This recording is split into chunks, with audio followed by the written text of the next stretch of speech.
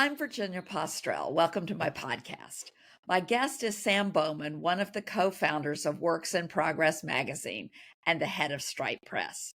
In this conversation, which was recorded on September 27th, we talk about how Works in Progress got started, what strikes Sam about American culture when he visits the US, how Britain can get its economic mojo back, and why fatherhood didn't prove as apocalyptic as Sam feared. We also discuss Sam's housing theory of everything, one of my favorites. Let's get started. Hi, Sam. Thanks. Hey, how's it going? Good. Thanks for joining me. So we know each other through Works in Progress. I think we actually originally met on Twitter, but I thought we should start by talking a little bit about Works in Progress, how you ended up starting it, and how you, in terms of your career path, got there, and what the inspiration for starting the magazine was. You and your colleagues.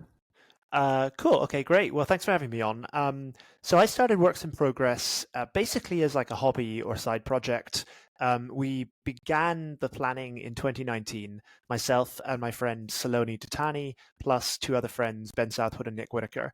And what we wanted to do, or the kind of gap we saw in the market was all of us were sort of frustrated that there was nowhere that we could do the kind of long form writing about the things that we cared about that we wanted to, and also we knew a lot of people who didn't have the interest in, say, setting up a Substack.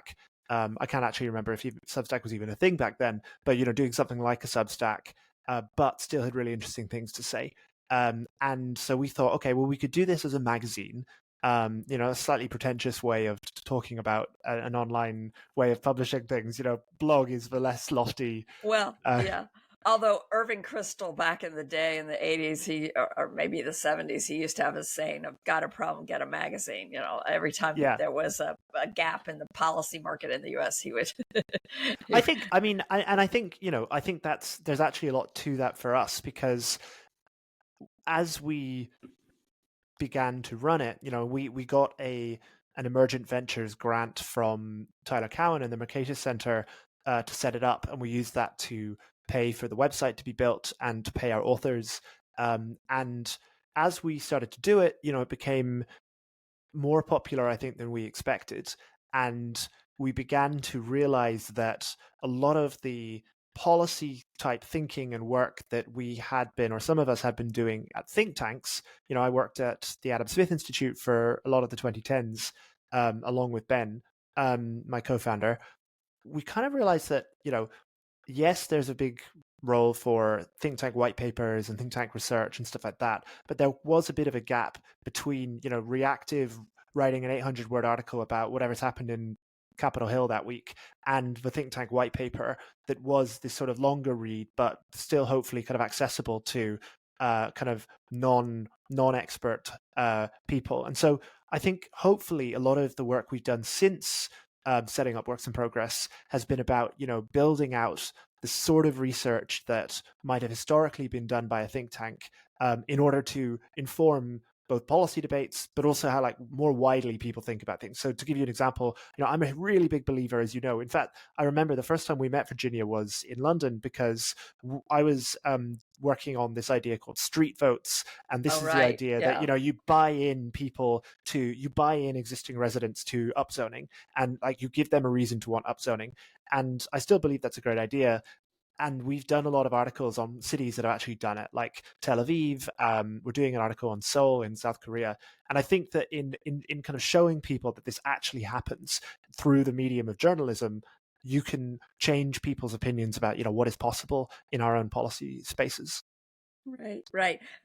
One of the interesting things is it's a London-based magazine, but it has an international flavor, and it's definitely does stuff that's UK specific, and I want to talk in a little bit about something you did recently on that subject, but also things that are US specific, or how do you negotiate that transatlantic or global perspective? With some difficulty. I think in our best world scenario, we're a bit like The Economist, which has a similar kind of model. It's based in London. Most economist journalists, I would guess, are from the UK, or at least based in the UK, or have some roots in the UK. But it's a very global publication, and it's a very it's there is a section on Britain in The Economist, but it's not about that. The magazine is not about the UK, and I think that's a good version. Another analogy I like to use is that we're a bit like Nintendo. Nintendo is a very clearly Japanese company, and it draws on Japanese developer talent much more than Microsoft does, or lots of Western developers do. But its main market is the United States. If it wasn't producing things that were relevant and interesting and exciting for people in the US, it wouldn't be the company that it is. And so I think that that's true for us. I do think that British writers often have, they translate quite well into America, because we understand, like, America's obviously so important. Like, we understand America, I think, probably a little bit more than most Americans need to understand the UK. Like, the UK is not as important relative to America as America is relative to the UK. But my big fear, and something that I'm always, we are all collectively as a team always very alert to and trying to be vigilant to, is becoming too UK focused, writing things just because it's easy, because it's close to us and familiar to us. And, we very much intend to keep staff in the US, and, most of our authors are not from the UK. And so it's, that kind of model, I think, when it works well, it works really well. But there's always the danger of becoming irrelevant and parochial and just focusing on stuff because it's close to hand to you. Right. I'm interested in, in your perspective, what you see when you come to the US. I mean, it doesn't have to be policy oriented. You wrote something recently on Twitter. You put something about how the UK has the best supermarkets, and I said, well, you should go to these and these, but they're not in necessarily parts of the US that you would visit. But I'm just curious what strikes you when you come to the US. Well, I have to say, love America, and although I love America's big cities, I really, really like visiting parts of America that that often you would not visit if you were, like Alabama, rural Oregon. I make a point of, Texas Hill Country I went to a few years ago. I make a point of trying to visit parts of America that are not just New York City and Washington and San Francisco. Right. It's a great place. The thing that I notice most of all about Americans relative to Irish people, I'm from Ireland originally, Right, and English people, is that I think Americans are a lot less self-conscious in terms of how they're perceived by others. That makes them a lot more outgoing, and it makes them kind of more visibly eccentric in a way that I like a lot. And Americans are super high variance. Americans are kind of always, and they celebrate, and the lazy thing, I think, would be to say, well, they celebrate being the best as in being number one. I think they celebrate extremes, and I don't mean that in a kind of political way. I think Americans, like, are really interested in, like, what's the biggest thing of its category, and I would like to see that. Like, what's the biggest tree in the state?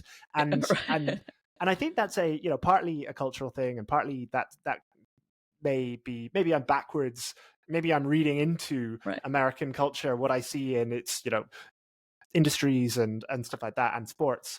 But I think this real kind of collective idea that it's actually, like, it's really interesting what the biggest egg in Utah is, or like it's really, really cool that this barbecue place has, definitely the longest cooked brisket, and we're really proud of that. And people who like brisket are very interested in in ranking the list of the best. I think that kind of to me, that's very, very clear. And also, just, I mean, we'll talk about economics later, but America is also a very abundant country, and it certainly has its faults, but it's very clearly a very rich country. And I think something that British people especially would do well to do is to actually spend some time outside of cities, where they see houses as being quite small in New York City, although actually New York City homes are on average a lot larger than London homes. I always make a point of taking photographs and tweeting them of just like typical American houses to just sort of show people, look, they actually have a lot of stuff over here. Money can buy goods and services. Being richer in America isn't just spent on healthcare, as a lot of people think. It's spent on big cars and big houses and abundance. And I think that that's a very, very nice thing to be around. It's somewhat sad that the UK, for example, doesn't have that in quite the same degree. But yeah, I do feel this sort of abundance and plenty is something that really strikes me when I'm in the US.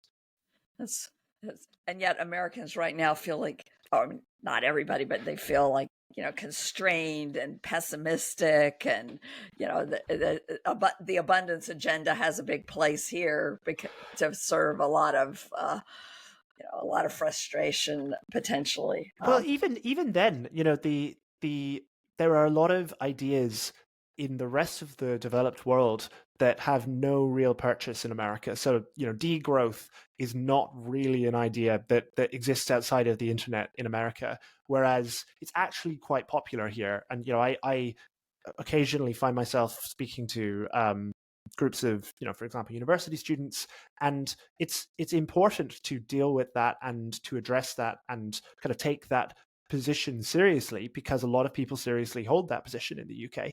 And I don't think you get that quite as much in the US. So, even on elements of the political spectrum where, you in the rest of the world may have a skepticism about kind of growth and plenty and abundance, and certainly in America you have disagreements about how to get it.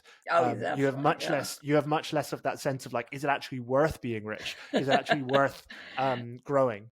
Yeah. And it's interesting to think about that, because I think the fact that the Democratic coalition, or the left of center coalition, politically includes a lot of people who have a big stake in upward mobility. Their parents were immigrants, or they were immigrants. Black Americans obviously are a huge part of the Democratic coalition, and because of the history of racial oppression in this country, a lot of them are only within my lifetime. Well, it's like, I mean, I was born, it says on my birth certificate that I'm white. I was born in this Jim Crow South, actually.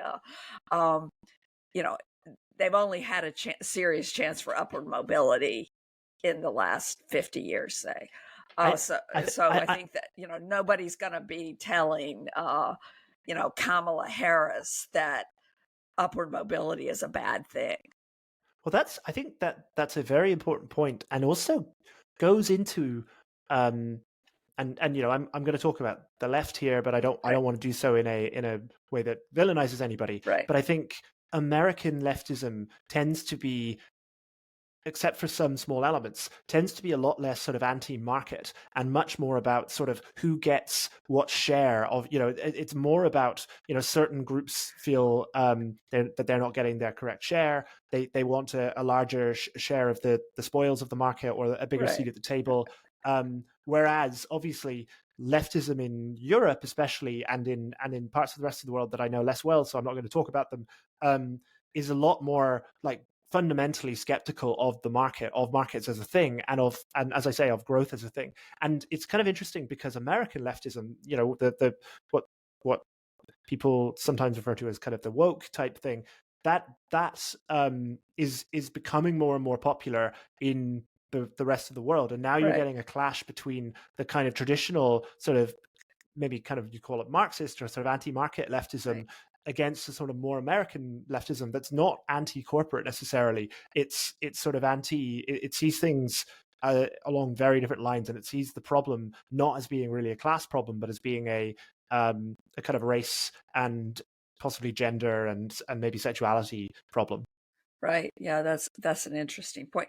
Well, one of your famous articles is the housing theory of everything, which I love because I sort of share it, obviously. But can you give us the basic, first of all, the inspiration of that article, which I know you did with a couple of other people, including Ben, and sort of what the argument is?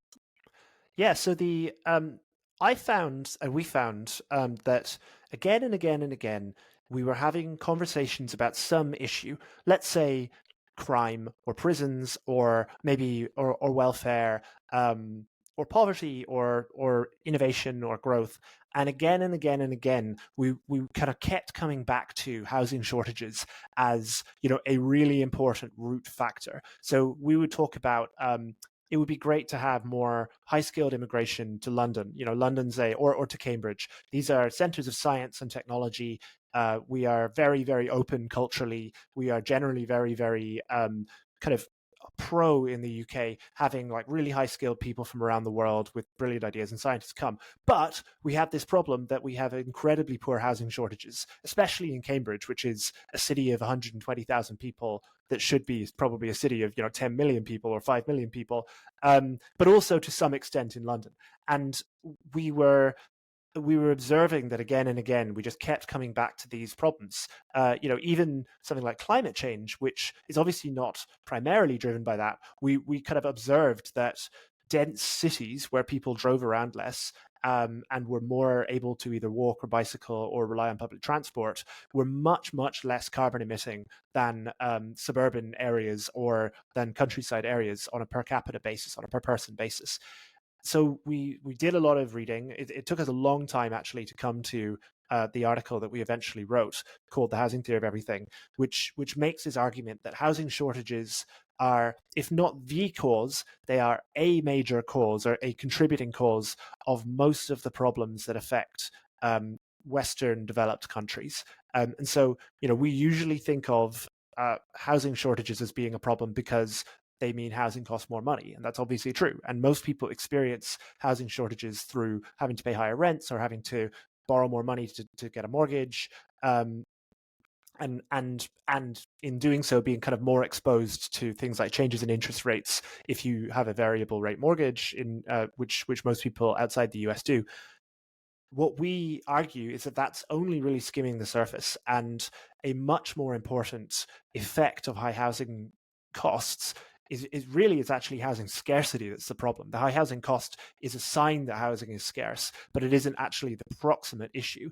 The real problem is that there aren't enough houses in places that people want to be, and the consequences of that are people can't move to higher wage areas. They can't get better jobs themselves. So their own kind of individual productivity is reduced. They can't combine with each other. They can't, sometimes in a company, sometimes doing deals across companies, but I think very often totally socially and kind of informally over a beer or over lunch, where you just have an idea and you realize, oh, your knowledge of biology and my knowledge of AI, like we could actually do something really important here. And I had never thought about that until I kind of met you for this beer, in a chance encounter in a pub. And we found that there's a lot of empirical evidence for these sorts of propositions, that it's very, very clear that there are very large aggregate costs to the United States from housing shortages, especially in places like New York and the San Francisco Bay Area.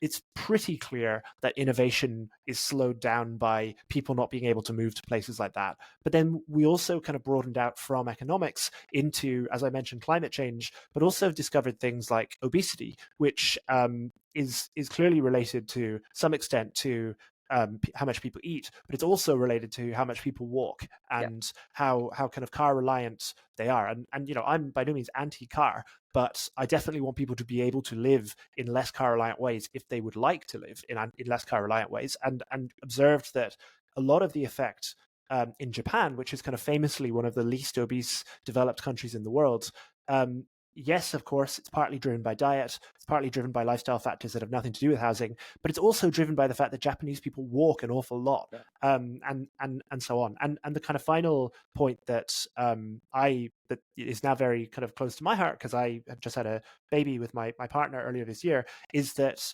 housing shortages, and particularly space shortages, seem to be a big constraint on people's ability to have children when they want to have the children, and kind of over their lives on how many Right. children they end up having. And I think there's a lot more research to be done there, because that is the area where I think the intuition is strong, where I think there's quite a lot of kind of observational and anecdotal evidence, but there's still, I think, the actual, would I have a gun put to my head and say, I can prove that this effect is true based on the existing empirical literature? No, I think the empirical literature has a lot more to do. But that's exciting, because it kind of tells me that we're on a frontier, and we might be able to discover new things. Yeah. Yeah. I mean, this is kind of a data point in support of that. I live in a 3-bedroom condo that was built in 1974. And when it was built, it was cheap housing that was an alternative to single family homes. Nowadays, I don't know if anybody builds 3-bedroom condos or apartments in Los Angeles. They're lucky if they build 2 bedrooms. Well, the result is that the condos in our building, which has only got 14 units, are extremely desirable for families. And because it's big enough where, you can raise kids in a 3-bedroom house, basically. And so it's good for me. I mean, I always argue against my personal interest that we should allow more, more building, more stuff. but one result is that these condos, which were not designed to be super nice housing, Yeah. have become increasingly valuable because people the last couple that have sold, or 2 out of the last 3 have sold to families with, multiple children or children on the way. But Yeah. I think there's a lot to learn from the perspective of actual developing of houses, building houses from apartments that are family friendly. It's a big concern that I have that, well, it's not a concern. It's a thing that we need to get better at, is building apartments that people are happy to bring up children in, because there aren't really that many in London, for yeah, example. yeah, I moved into a house when we had our son, because there just weren't really right, apartments that were right, suitable to raise a right, family in. And I think there are some memes, or there are some people who think that there's something inherent about apartments, that means, because you don't have garden access, or because it's right. awkward to bring a push chair up and down an elevator or whatever. And they may be right, but I hope they're not right. And I think there are enough examples historically of people raising families, Yeah, affluent people yeah, raising right, families right. in apartments. Yeah, But we're just not really building them. And right. on the Japanese point, a lot of people, I think, have correctly pointed out that Japan has sort of the closest thing to housing abundance that any developed country has. And it also has an incredibly low birth rate. Yeah, So that's a pretty strong that's argument against my position. well, My yeah. what I think the housing problem, it's solving that housing for families problem may be necessary, but it's not sufficient. Agreed, agreed. But I do think one point in response to the Japanese point, because I've been thinking about it recently, is Japanese dwellings are abundant, but Japanese actual dwelling sizes are very small. Yes, they Um, are. and especially in Tokyo, which is where all the jobs are, and especially if you haven't inherited a property, or you haven't you're Yeah, earlier on in your life cycle. So one area where I think there's a lot of interesting research to do is to try to correct for the fact that we usually just count the number of dwellings yeah, to determine housing supply, yeah. when You actually need to what people count care about is square. size. Yeah, Yeah. right. Square. I mean, we would say square feet per person, which is much larger, I'm sure, in the U.S. than anyplace Yes. else. Yeah, and it's there are all sorts of other factors like that, and yeah, and to be clear, it's obvious if you look at the total fertility rates in Korea, Japan. I mean, there's clearly not. It's not that they have suddenly had a problem with the size of their homes or anything like that. But Right, as you say, it's there, all of these things have many causes, and thus they have many solutions, none of which will be singular, but might kind of improve right. things and change the direction for people. Well, speaking of your son, you tweeted something to the effect of, people exaggerate how hard it is to have kids, or how, I wondered if you would elaborate on that. I know it's just a tweet. It wasn't a carefully considered essay. It's so yes. So I was really surprised when our son was born by how how much less apocalyptic it was compared to what I expected. I honestly sort of held off quite late in my life. I'm 36. Finn is our first child, hopefully not our last.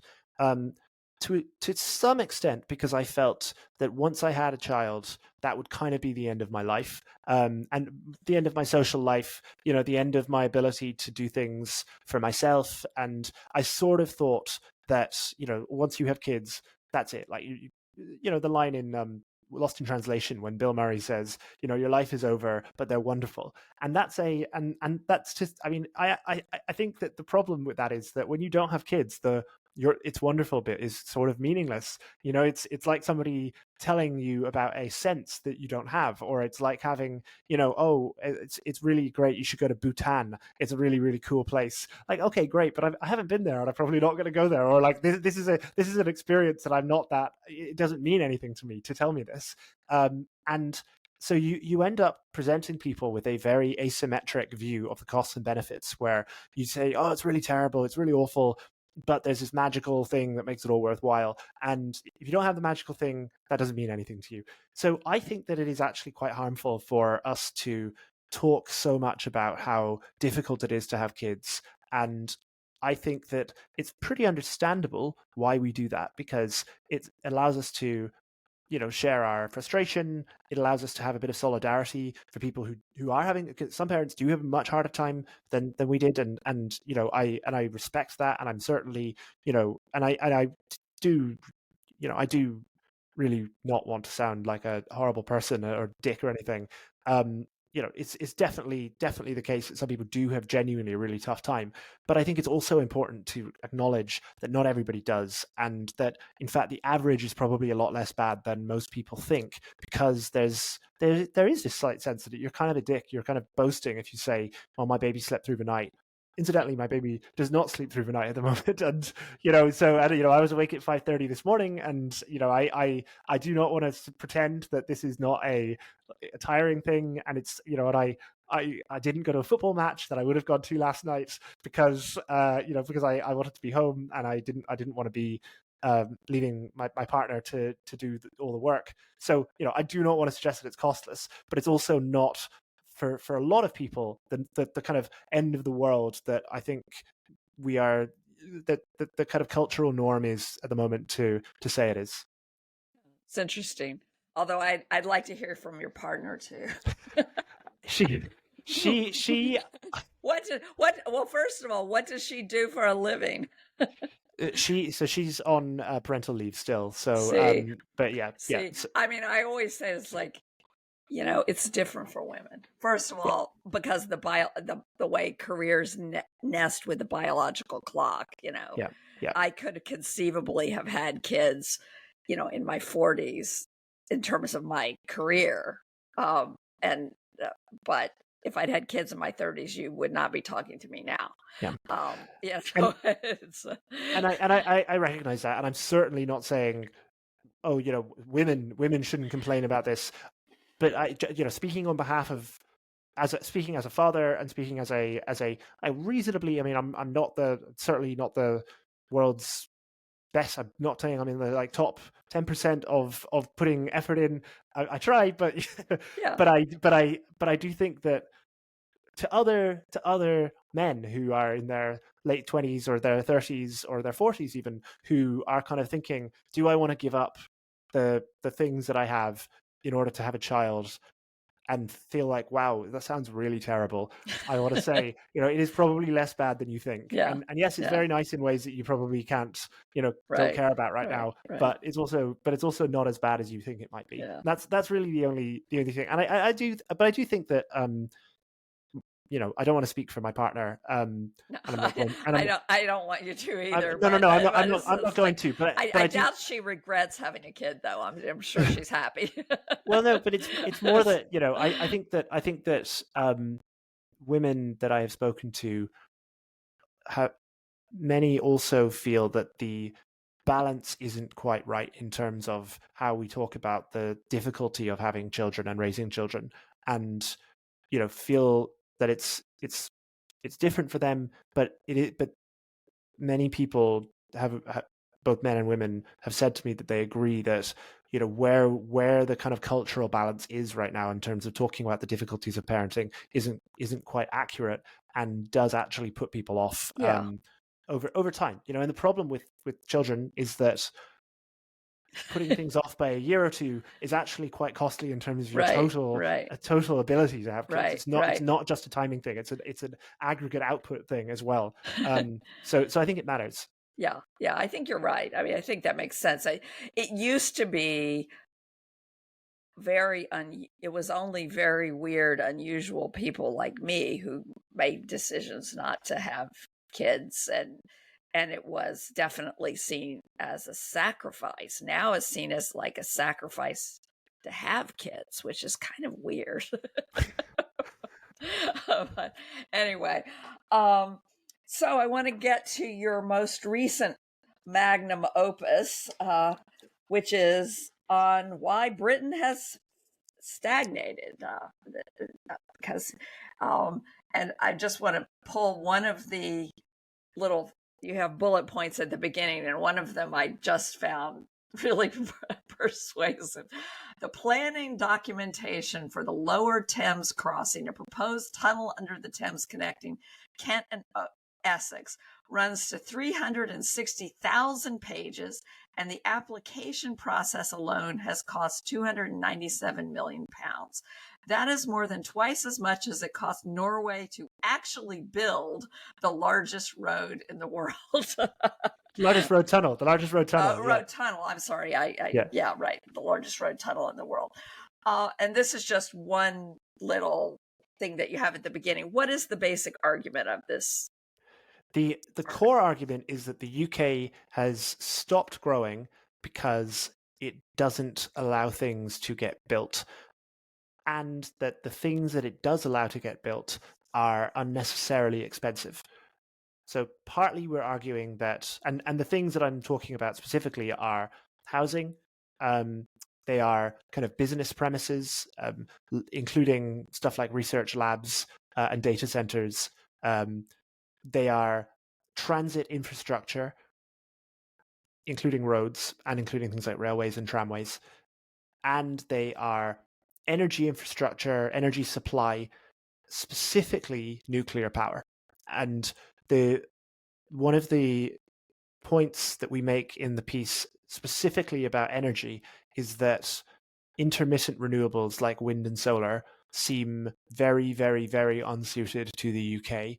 And while they may have some, solar in particular may have a lot of upside in the United States, in Spain, in North Africa, in other sunny parts of the world, it is not viable in the UK in anything except putting some solar panels on your roof to power your air conditioning. And yet we subsidize it enormously in ways that are very, very hard to see. And so the overall argument is that the consequence of this has been people are not able to move to cities, as I talked about earlier, right. that people in existing built up areas aren't able to travel to better jobs. So you actually have parts of the UK where you have lots of towns that emerged during the Industrial Revolution because they were near coal, or they were near a river because there was a mill there or something like that, that are not very far away as the crow flies from relatively prosperous cities like Manchester or Birmingham, but in terms of actual travel time are incredibly long. They're like hours, and they have loads of road congestion. So it's like you're in a different city. Right. And so the kind of same effects that you get when people move into cities, you can get by just allowing them to move on a day-to-day basis by commuting into cities, and they don't get those.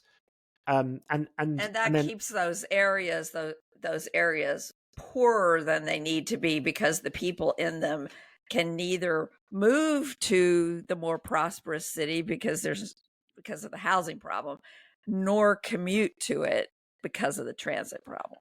Exactly. And what our argument is with infrastructure in particular is less. So, some people have interpreted what we're writing about just as what we call planning, where it's like permitting and zoning in roughly the same system. That's a big part of the problem. But our argument with infrastructure is that we have moved quite recently, only in the last 30 years, to a system where central government pays for most major infrastructure projects. And what that means is that there is no real skin in the game, and there's no entity that can go bankrupt or will be voted out on the basis of overspend. So there is effectively no real reason. Nobody is really keeping control of costs, except for the Treasury, which is the UK Finance Department, which doesn't really pay attention on a sort of item by item basis. It pays attention on a total bill basis. So they do often just cancel projects or just say, no, this project is going to be too expensive. You're not allowed to do it. There is nobody who has an incentive to do the project and do it really cheaply. Whereas historically, we used to build kind of everything in the incentive aligned way. Basically all railways in the UK, not literally all, but almost all of the railways in the UK were built privately. They were built by private companies that used a combination of land value capture. They would build a train line out to a field and build some houses around the station, and then sell the houses and charge people to use the train line. And that was their business model. And most of the railways into London, for example, were built that way. We don't really do that anymore at all. The private railway construction is a thing of the past. Local government built a lot of the tramways that used to be kind of integral to almost all English cities. The city that had the first tramway now doesn't have any trams. It's the largest city in Europe that doesn't have any trams. It's Leeds. Doesn't have any mass transit system other than buses. Just for us foreigners, when you say trams, you mean what is called streetcar, I think you'd call them in America. Well, they're called streetcars or trolleys, or in the infrastructure world, light rail. So yeah. But here's the thing. Trams, I mean, you take them for granted as good, but I question them because they just take up more of the street and they clog up traffic, unless I'm not understanding. Maybe they work differently. But I mean, if you compare, like in Boston, there's something called the Green Line, which is mostly a tram system, versus other lines which are mostly underground. And, it's kind of it's much slower. I don't know. I'm not sure it's superior to a bus. That's a long running debate that transit people have been having, and for a long time, I think. My view is that trams work in certain contexts where they allow much higher capacity for a kind of given a given car. You can get people on much more quickly, and you can get people off much more quickly because they have many more doors. As a unit, you can get people on and off faster than with a bus. And maybe it would be possible to design buses that do that, but I don't think I've never seen one that does that. But I think possibly more importantly, they also offer a commitment mechanism that a route will be serviced in a particular way. So unlike a bus, I think buses are huge victims to political economy problems. Like, buses run in very, very, very inefficient ways because bus routes are often done according to the slowest people, the kind of people who are most politically powerful, or at least most politically vocal.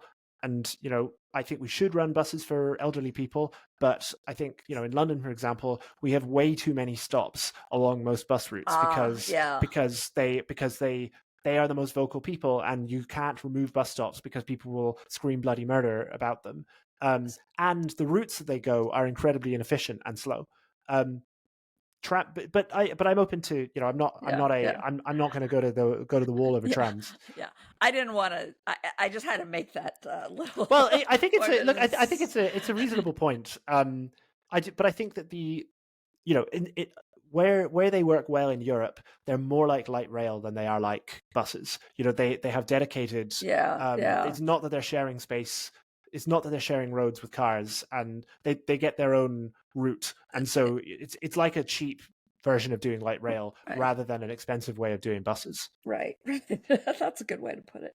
So, who is the audience for this? This is, I should say to people who are listening or watching, this article is very long and covers a lot of territory, and it makes a very convincing argument. There's lots of graphs, and one of the things you do, actually, I should ask you about this, is you compare Britain to France, and I'm sure a lot of people in Britain would think, especially people who are more market oriented, would think, well, France is a horrible place. They got labor issues. They got, you can't fire anybody. They get people riot. And if every time anybody proposes any change, people go on strike all the time. And yet you argue France is, the data say France is more productive than Britain. How is that possible?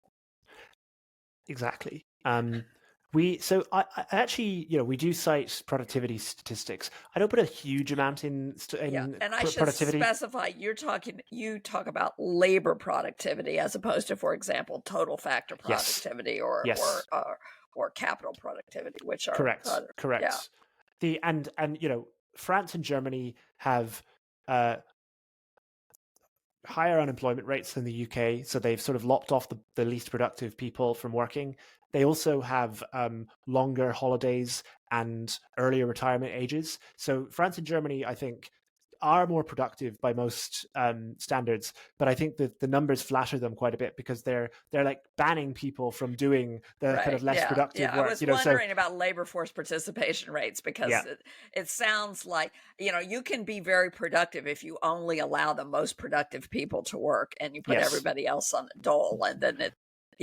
But however, the mystery is it doesn't actually matter for our point if France is more productive than the UK, because the mystery is that how is it that a country that, as you say, has institutionalized rioting anytime the government tries to lower raise the pension age, it has to 64, which is my age. We have an estimate of the tax wedge of how much for a worker to bring home 61,000 euros. How much does the employer have to pay in Britain versus France? So in Britain, the employer would have to pay 97,000 euros for the worker to bring home 61,000. In France, for a worker to bring home 61,000 euro, the employer would have to pay 137,000 euros. So 40,000 euros more than the employer in Britain for the same take-home pay. And this is an incredibly highly taxed country and very, very highly regulated, as you say. And yet it is roughly as rich as the UK. So how is it that, it's either that we're wrong and high taxes do not actually have economic effects that are bad, and actually it's kind of a free lunch to tax high earners and things like that, and regulations are really not a big deal at all, and strikes are really not a big deal at all, or it's that France is getting something right that we're getting wrong. And our argument is that the things that France gets right are it builds and has built historically. Most importantly, it has built historically things much more easily than the UK has. So, Paris has tripled in footprint. Paris has sprawled where London has basically stayed the same size since 1945. And London has not built up. I mean, it has built up, but not as much as, the idea of people who hate sprawl is like, well, don't sprawl, build up. But London hasn't done that either, at least in terms of housing. No. No, I mean, London's population is basically the same as what it was in 1939. It dipped a lot after the Second World War as people went to the suburbs, and they've come back. But, London basically has not grown since 1939. And incidentally, French sprawl is horrible. Like French urban sprawl is incredibly ugly. France is a very dense city at its core, and Paris is a very dense city at its core. But French urban sprawl is everybody who hates sprawl. It should be your nightmare. It's a lot worse than a lot of American sprawl. It's very ugly. But the French have built far more miles of motorway, far more metro systems, far more tramways. Maybe that's a bad thing. Maybe it's a good thing. Far more high-speed rail, far more, they have done these things much more cheaply. And crucially, one of the points of comparison we keep making in the piece is about energy. France, after the 1970s oil crisis, the French government made a strategic decision that they did not want France to be exposed to that kind of risk again. And they did a huge state-driven build of nuclear power plants. I'm sure, incidentally, that they could have done that a lot more efficiently. I am by no means a fan of the state building lots of nuclear power stations, but I am a fan of building nuclear power stations, and they kind of accidentally decarbonized about 30 years before everybody else. France generates far more electricity from nuclear than any other country in the world, and the consequence has been that energy costs in France are much lower than they are in the UK. And for businesses, French companies pay about 30% less for electricity, and big French companies pay nearly 50% less for electricity compared to English ones. Now, American energy costs are even lower again. So it's not like France is beating America. But when it comes to energy prices are just much higher in Europe generally, and France is a reasonably good kind of foil. And our argument is that it's not a coincidence that France is rich, having done all this stuff. This is why this is what gives France the productivity and the economic potential that then it decides to spend on early retirement ages and long holidays in the summer and high taxes and a big welfare state. And I personally would make a different decision. I would prefer the kind of more Anglo-Saxon model of a relatively smaller state and a relatively more open economy, a much more open economy, in fact. But those are legitimate decisions that can be had. And the audience for this, the general audience is everybody in the UK. The specific audiences are, I think, two groups. One is the center right. We wrote it in we were, I think, maybe a little bit more open about our personal political preferences than we normally would be in a piece of policy writing, because normally you want a piece of policy writing to not just appeal to one constituency of people. But I think after the election, when the Tories were nearly wiped out, like the Conservative Party was nearly destroyed, and deservedly so, because they presided over a very, very, very bad 14 years, as we argue in the piece. And I think that they need to start from they need a new set of principles to think about what they are trying to do with the country. And the comparisons we draw, we talk about the Thatcher revolution, which we argue was indeed very, very good for the UK. And I think we've got some pretty good data that makes that case. And also we talk about the much less well-known period in the 1930s, where the UK actually inherited a lot of similar problems to the ones it has now that were hangovers from the First World War. So, things like high inflation, rent controls, big constraints on, things that could be built and stuff like that. It liberalized very rapidly, and it had this huge boom in not just house building, but also in infrastructure being built mostly privately, in the national grid, the world's first, I think, national grid, electricity grid was built. And the result was that the UK had this kind of mini economic boom in the 1930s, while the rest of the world, yeah, right, exactly. While the US was experiencing the worst depression in world history, while Germany was becoming a literal, a figurative nightmare. It was becoming France was on its knees.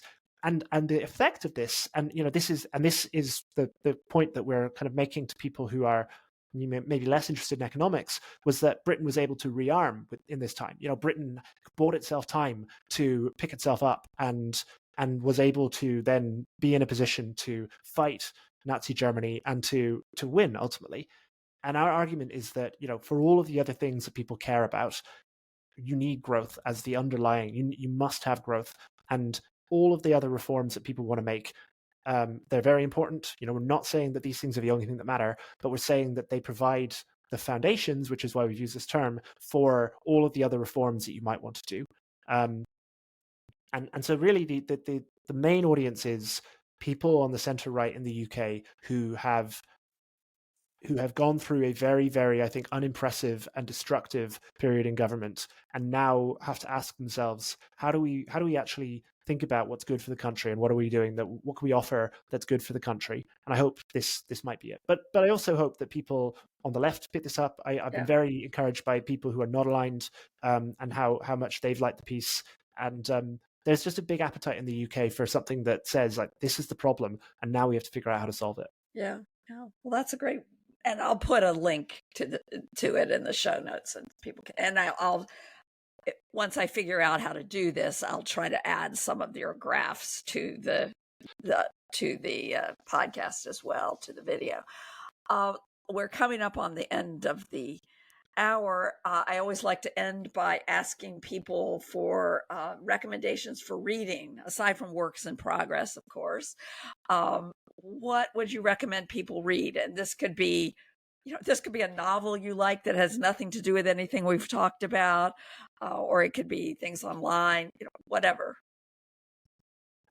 The highbrow suggestion I'll make is a translation of the Canterbury Tales that I've been reading. I've never read the Canterbury Tales. I didn't even really know what it was until quite recently, and I got a modern translation because it's written in kind of old Middle English. It's very difficult to You've probably read it actually, but I had never. Yeah, I've never read it. My degree is in English literature, and I was required to basically take a Chaucer course, which, to be honest, I didn't particularly care for, but that was more to do with the professor than the writing. This might be worth taking a look at if you have any desire to revisit that course, because it's written in it. It's still set in the time. It's still true to the original text, but you can actually read it, and you can actually interpret it as a modern reader. And I found it. It's not really that interesting as literature. Like, some of the stories are really boring, and some of the stories are like ridiculously sexually explicit in a just bizarre way. Yeah. But it's interesting because it's it feels to me like a real. I've never had such a good understanding of that period of history, 14th century England. And like, this is the sort of thing that they would have found interesting at that time, and that like would have seemed like a thing that you would say to each other at that time. And from that kind of historical perspective, it's really, really good.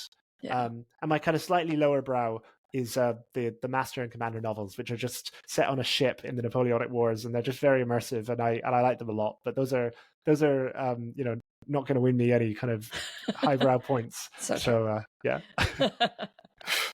All right, thanks a lot, Sam, and I look forward to seeing you in a few weeks in San Francisco or Berkeley, wherever. And I appreciate you coming on my podcast to be one of my initial guinea pigs. At some point, it will become a real thing. Thank you. Thanks for having me. Thank you. Okay, now I have to find my cursor. Thanks for joining me for this conversation with Sam Bowman. Please check out the show notes for information on some of the things we talked about. My next podcast guest will be political scientist Steve Tellis of Johns Hopkins University and the Niskanen Center. This will be a special 2-episode conversation. In the first, we'll talk about the abundance movement and what its political strategy should be. In the second, we'll talk about the problem of academic sectarianism and why and how university departments should recruit grad students and professors with a broader range of political views. To read my work and hear more podcasts, please subscribe to my newsletter at vpostrel.substack.com. Check out my YouTube channel at vpostrel, which includes a podcast playlist. You can subscribe to Virginia's podcast on Apple, Spotify, or wherever you get podcasts. Thanks for listening. See you next time.